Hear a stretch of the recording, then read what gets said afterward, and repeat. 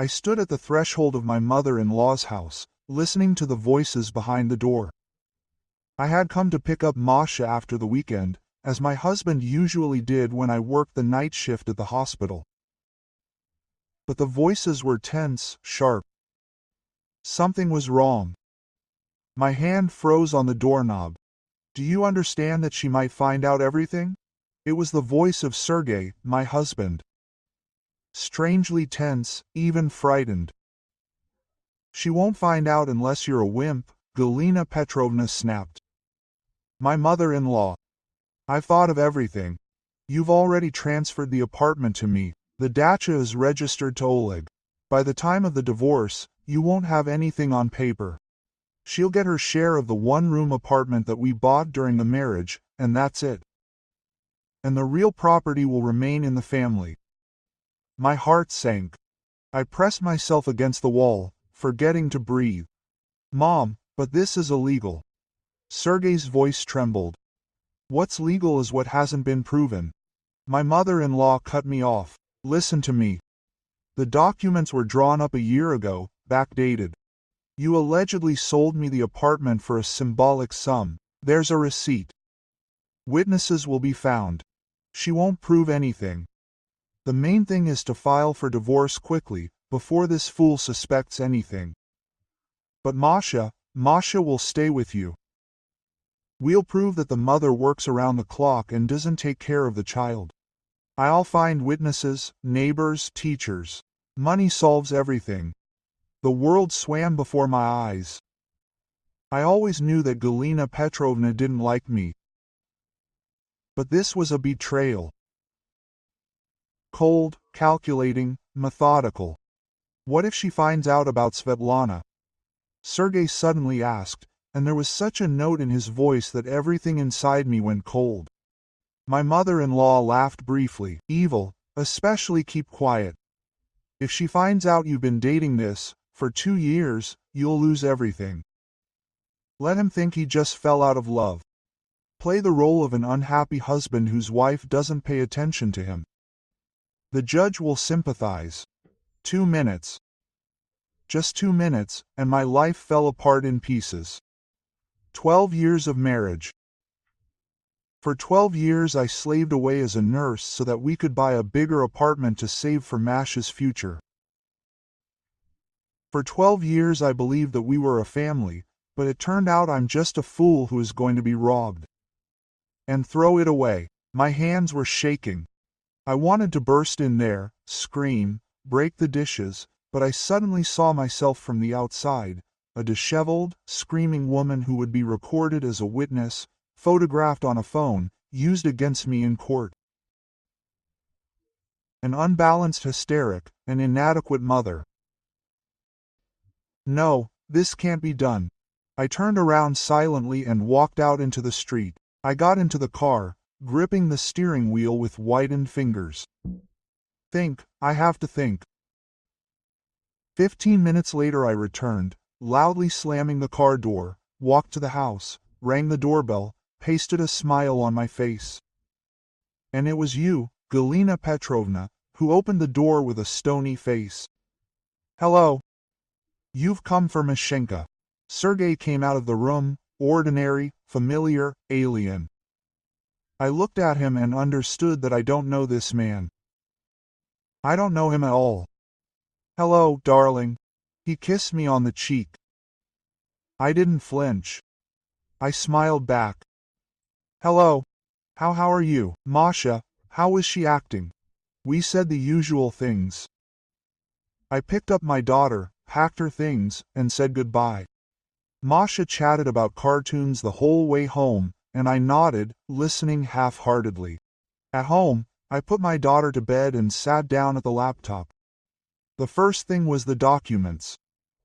I pulled up all our papers, the marriage certificate, the apartment documents.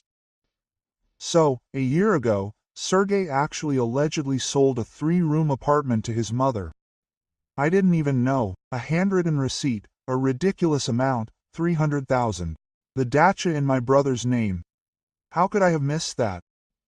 Because I trusted him. Because I thought we were family. Second, finances. I hacked his email. The password was simple. The date of our wedding. Irony. In the correspondence with my brother, a discussion of the dacha deal. Divorce plans with my mother. Calculations of distances and letters. Letters from Svetlana.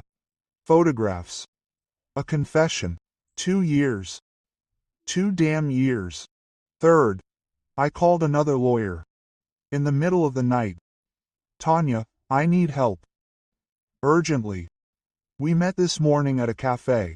I told her everything. Tatiana listened, took notes, nodded. This is fraud. A deal between close relatives for a symbolic price a year before the divorce will be declared null and void by the court if you can prove malicious intent. But I need proof. I have recordings. I took out my phone.